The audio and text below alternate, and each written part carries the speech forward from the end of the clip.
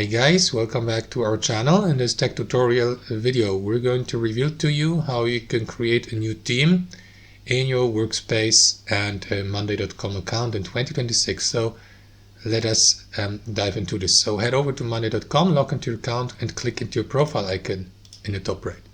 From there, navigate to Themes. Here guys, you will see a list of all themes you have already created for your account here to the left.